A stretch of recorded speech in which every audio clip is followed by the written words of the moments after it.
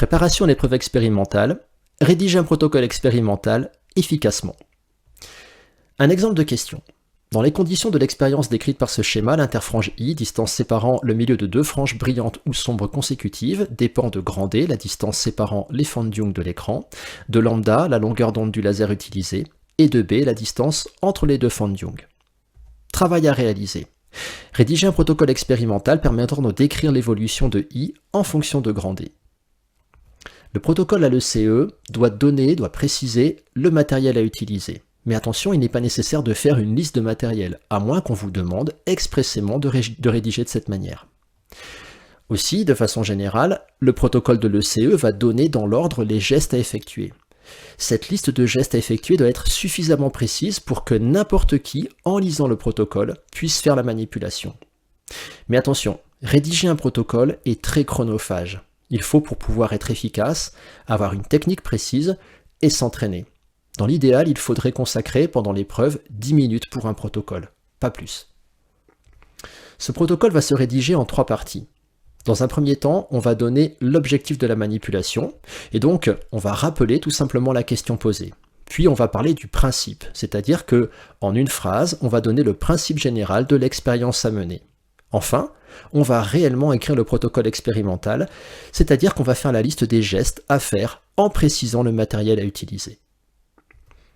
La rédaction en 3 parties commence donc par l'objectif. Alors, de façon un peu caricaturale, on pourrait écrire petit 1, objectif. On rappelle qu'ici, le travail à faire était de rédiger un protocole expérimental permettant de décrire l'évolution de I en fonction de D. On va donc écrire objectif de point, je veux comprendre comment évolue l'interfrange I en fonction de grand D. Puis, on va donner le principe de la manipulation.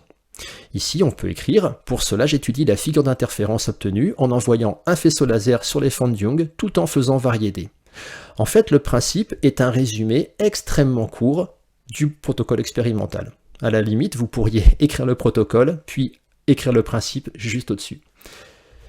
Protocole expérimental. Je vais d'abord vous en proposer un mauvais.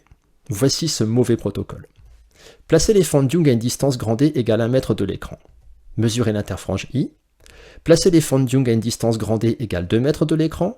Mesurez à nouveau I, puis exploitez les résultats. Pourquoi ce protocole est-il mauvais? Eh bien parce que tout simplement, il ne me permet pas de comprendre quels sont les gestes précis que je dois faire pour le réaliser. Voici donc un protocole expérimental qui est beaucoup plus exploitable. Fixez une feuille de papier sur l'écran. On peut garder le principe de phrases courtes avec des tirets, on ne fait pas de liaison entre les phrases.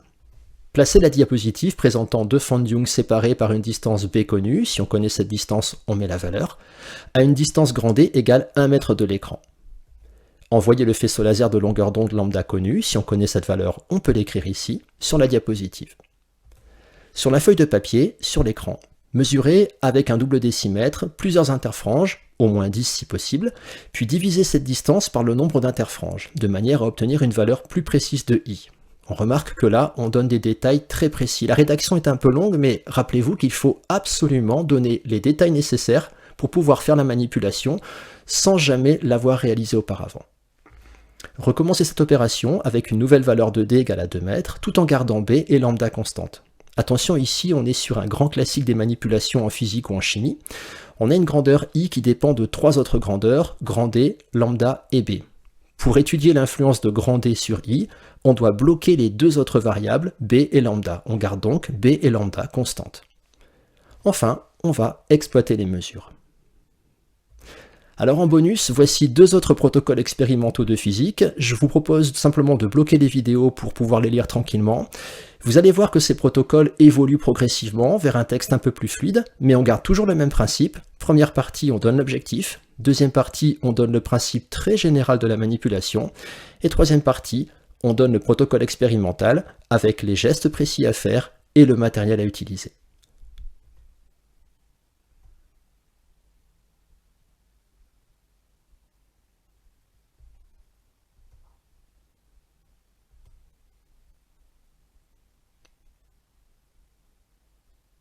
Voilà, cette vidéo est terminée. Et bien à bientôt pour une nouvelle vidéo pour préparer le CE.